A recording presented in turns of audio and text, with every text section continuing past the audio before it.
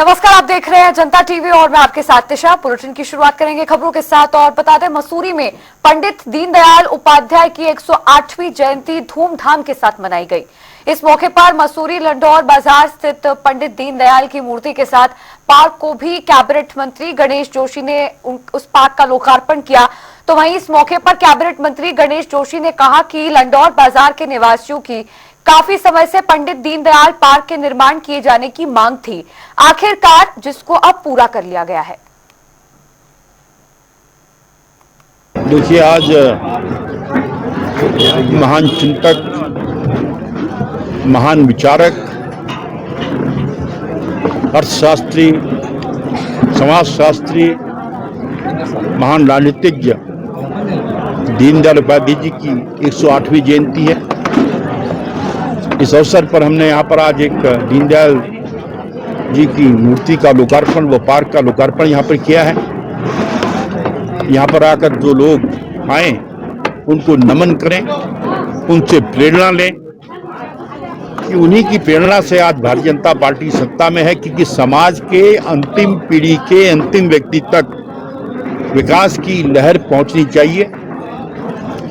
ये दिशा अगर दी है तो दीनदयाल जी ने दी है। एकात्म मानववाद के जनक भी दीनदयाल जी थे और उस चिंतन को लेकर हम काम कर रहे हैं। और आज 18 प्रदेशों में और केंद्र के अंदर भारतीय जनता पार्टी की सरकार है। इस अवसर पर मैं क्षेत्रवासियों ने कुछ मांगे यहाँ पर की है, मैंने उनसे वादा किया है कि शीघ्र हम उनको पूरा करेंगे और लंडौर का विकास होगा, इस क्षेत्र का।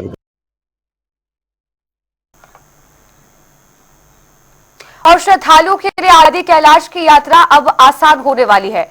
कुमाऊं मंडल विकास निगम और उत्तराखंड टूरिज्म डेवलपमेंट बोर्ड संयुक्त रूप से पायलट प्रोजेक्ट के तहत आदि कैलाश हवाई यात्रा शुरू करने जा रहा है, जिसके लिए कुमाऊं मंडल विकास निगम ने टिकट बुकिंग का प्रोसेस शुरू कर दिया है।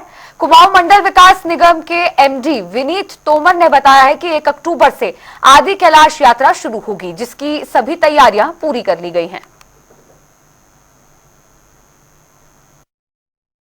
इस बार यूटीडीवी एक पायलट प्रोजेक्ट और लॉन्च कर रहा है, जिसकी बुकिंग आज से वैसे स्टार्ट हो जाएंगी, जिसकी कॉस्ट 80,000 रुपीज़ है।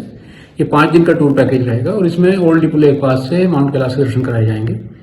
इसमें पिथौरागढ़ से हेलीकॉप्टर से गुंजी लेकर जाया जाएगा, वहाँ 3 दिन का नाइट स्टे है। उसमें आदि कैलाश की यात्रा है, नावी ढांग से ओम पर्वत के दर्शन है और डिपो लेक पास से माउंट कैलाश के दर्शन रहेंगे। वापसी में गुंजी से पिथौरागढ़ वाया हेलीकॉप्टर रहे। देखिए, वहाँ पर ट्रैक है, लेकिन वहाँ क्योंकि हायर एल्टीट्यूड है, तो जब यात्री आते हैं तो एक्लिमेटाइजेशन के इश्यूज रहते हैं। तो उसी प्रकार से हम चाहेंगे कि लोग अपने स्वास्थ्य का ध्यान रखें और उसी प्रकार से आए भी अपनी हेल्थ को देखते हुए।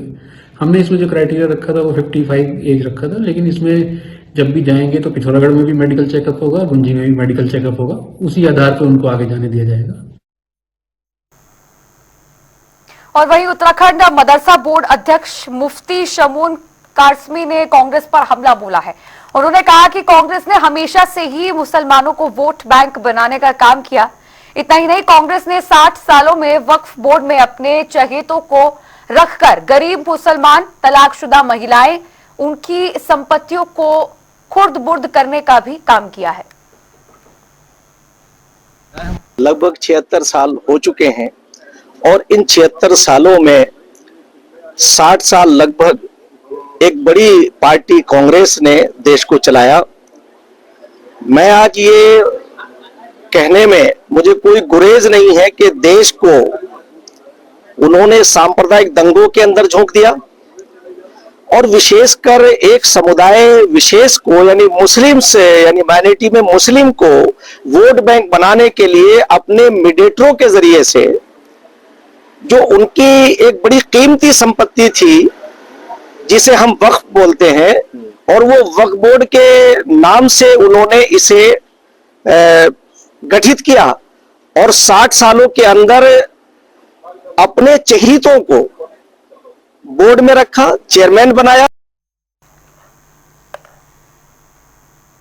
और चलिए अब खबरों में आगे बढ़ेंगे। बता दें, महिला से दुष्कर्म और किशोरी से छेड़छाड़ के मामले में आरोपी नैनीताल दुग्ध संघ के अध्यक्ष मुकेश बोरा को यूपी के रामपुर से गिरफ्तार किया गया है। तो वहीं इस पर जानकारी देते हुए एसएसपी ने बताया है कि पुलिस की 5 टीमें मुकेश बोरा की तलाश कर रही थी। आखिरकार कड़ी मशक्कत के बाद मुकेश बोरा को गिरफ्तार कर लिया गया है। कुछ लोगों ने मदद की और अभियुक्त जो है उसने अपने कुछ लोगों से मदद लेने की वजह से वो पुलिस की दोबारा पकड़ से फरार हो पाया, लेकिन पुलिस ने अपने प्रयासों से इसको जल्दी गिरफ्तार। थाना लालकुआं में पंजीकृत एक बलात्कार की एफआईआर में मुकेश बोरा की आज हमारी टीम के द्वारा गिरफ्तारी की गई है और मुकेश बोरा के साथ में 4 अन्य लोगों को भी इस विवेचना में शामिल किया है जो अभियुक्त की फरारी के दौरान इसको भगाने में और अन्य प्रकार से इसकी सहायता कर रहे थे, उनको भी विवेचना में शामिल किया है। और इसके साथ में जो सहअभियुक्त था इसका ड्राइवर, उसको पहले ही हमने विवेचना में शामिल कर रखा है। तो इस तरीके से सारे केस में टोटल जो है 6 अभियुक्त हो गए। और यहाँ रुक रहे एक छोटे से ब्रेक के लिए, फौरन हाजिर होंगे।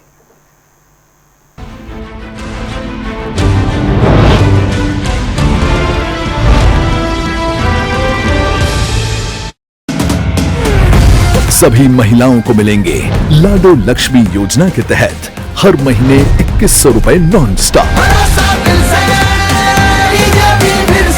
कमल का बटन दबाएं, बीजेपी को जिताएं।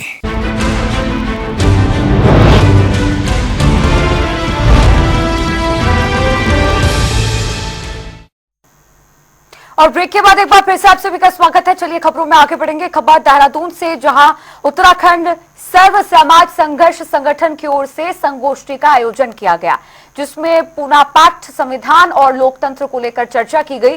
तो वहीं इस संगोष्ठी में वरिष्ठ कांग्रेस नेता देवेंद्र सिंह भी मौजूद रहे। उन्होंने कहा कि भारत में आज सबको एक साथ मिलजुल कर आगे बढ़ने की जरूरत है। साथ ही उन्होंने क्या कुछ कहा, सुनिए। संगठन उत्तराखंड सर्व समाज संघर्ष समिति यह संगठन है, सभी उन वर्गों के लिए काम कर रहा है जो वंचित क्लास में आते हैं, जिनको अभी विकास की ज़रूरत है, मुख्यधारा में आने की ज़रूरत है। रही बात आज के इस कार्यक्रम की, पूना पैक्ट 24 सितंबर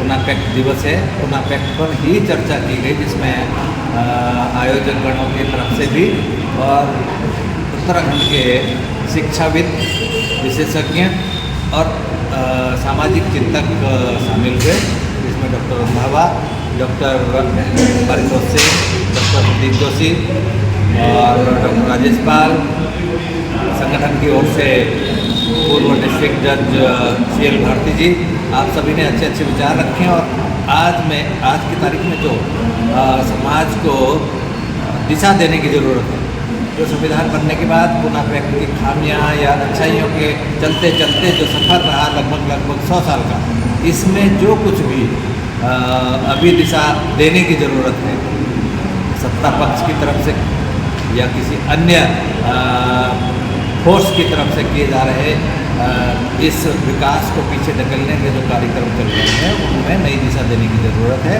और समाज को एक साथ जोड़कर फिर अपने जो संवैधानिक अधिकार है उनकी रक्षा करते हुए हम सबको एक साथ होकर आगे बढ़ना होगा। इसी पर आज चर्चा हुई है। और वहीं आपको बता दें कि हरिद्वार में आने वाले तीर्थयात्रियों का कुल पुरोहित तो पूरा रिकॉर्ड रखते हैं, जिससे उनके पूर्वजों के बारे में पूरी जानकारी मिलती है। यहाँ बता दें कि हरिद्वार आने वाले तीर्थयात्री यहाँ पारंपरिक रूप से अपने कुल पुरोहित या परिवार के पुजारी से मिलते हैं। ये पुजारी एक बही रखते हैं, जो एक तरह का बही खाता है। इसमें वो तीर्थयात्रियों के आने और उनकी यात्रा का उद्देश्य दर्ज करते हैं। इसी पर देखिए हमारी एक खास रिपोर्ट।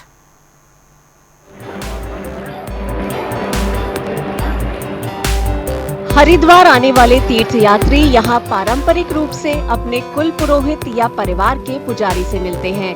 ये पुजारी एक बही रखते हैं, जो एक तरह का बही खाता है। इसमें वो तीर्थयात्रियों के आने और उनकी यात्रा का उद्देश्य दर्ज करते हैं। देखिए, सामाजिक रूप से, धार्मिक रूप से इसका अति प्राचीन महत्व है। इसके बिना पहले तो कोई यात्रा ही पूरी नहीं मानी जाती थी। जब तक वो अपने कुल पुरोहित की वही में नाम दर्ज ना कराए, तब तक क्या पता कि वो कौन है, क्योंकि पुरोहित की पहचान हमारे रिकॉर्ड से ही है। ब्राह्मण तो हरिद्वार में मान लिया जाए 2.5 जा रहे हैं, सब ब्राह्मण हैं।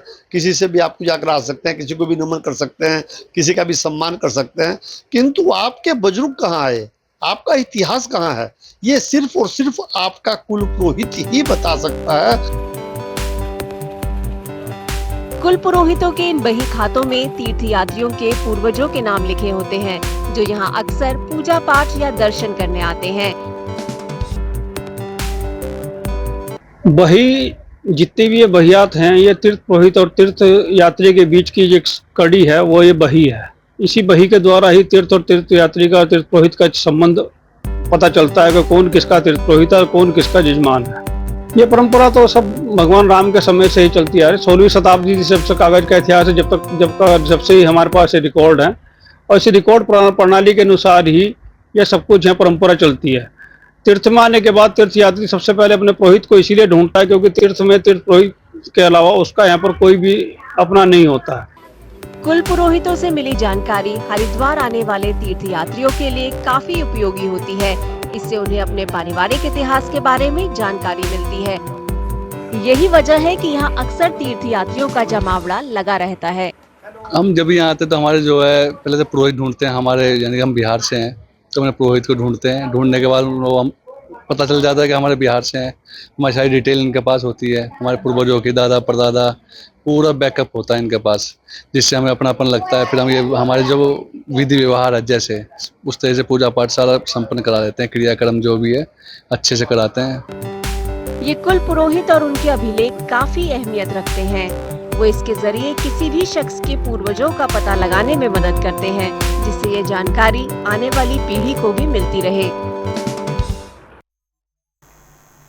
और वहीं नैनीताल जिले का छोटी हल्द्वानी गांव बन टूरिस्ट प्लेस गया है। आपको बता दें कि उत्तर भारत की पहली आयरन फाउंड्री 1856 में नैनीताल जिले में कालाढूंगी के पास छोटी हल्द्वानी गांव में खोली गई थी।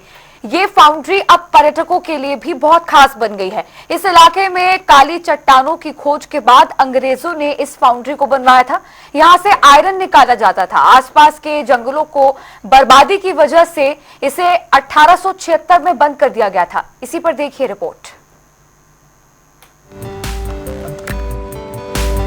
उत्तर भारत की पहली आयरन फाउंड्री 1856 में उत्तराखंड के नैनीताल जिले में कालाढूंगी के पास छोटी हल्द्वानी गांव में खोली गई थी। ये फाउंड्री अब पर्यटकों के लिए भी बहुत खास बन गई है। की खोज के बाद अंग्रेजों ने इस फाउंड्री को बनवाया था। यहाँ से आयरन निकाला जाता था। आसपास के जंगलों की बर्बादी की वजह से इसे 1876 में बंद कर दिया गया था। हमारे देश में रेलवे का डेवलपमेंट कर रहे थे अंग्रेज, तो उनको लोहे की आवश्यकता पड़ी। तो यहाँ पर आयरन ओर पाया जाता है। उस आयरन ओर को गला के इस भट्टी में यहाँ पर लोहा तैयार किया जाता था। इस लोहे को ठंडा करने के लिए यहाँ पर अंग्रेजों ने बौर रिवर से बौर कैनाल बनाई। उस कैनाल का पानी लोहे को ठंडा करने के लिए उपयोग में लाया जाता था। और इस लोहे को गर्म करने के लिए लकड़ी की आवश्यकता पड़ी। तो यहाँ पर जंगल काफी कटने लग गए थे। तो जंगल को बचाने के लिए उसमें तत्कालीन जो हमारे यहाँ पर कुमाऊं कमिश्नर थे सर हेनरी रेंजे, उन्होंने देखा कि इसी प्रकार से अगर हम लोहा बनाते रहेंगे तो हमारे यहाँ का कालाढूंगी का जंगल खत्म हो जाएगा। तो उन्होंने 1876 में उसको बंद करा दिया था। जो कालाढूंगी जो नाम है ये समझ लीजिए, काला ढूंग यानी ढूंग को पत्थर कहते हैं, यानी काले पत्थरों से लोहा, कच्चा लोहा बनाने का काम उस समय किया जाता था ब्रिटिश काल में। और डेविड एंड कंपनी थी, 1858 में उसने आयरन फाउंड्री वहां स्थापित की। अगर आप वहां जाएंगे तो 4 वहां पे संरचनाएं भी मिलेंगी जहां पे जलाया जाता था पत्थरों को और उससे लोहा बनाया जाता था। एक बौर कैनाल है, वो नदी है जिससे उसको ठंडा करने का काम पानी आता था। तो पूरी बौर नदी से नहर लाई गई थी बहुत कई किलोमीटर की और उस फाउंड्री तक पहुंचाई गई थी। विरासत बन चुकी इस फाउंड्री को देखने के लिए बहुत से लोग छोटी हल्द्वानी गांव में पहुंचते हैं।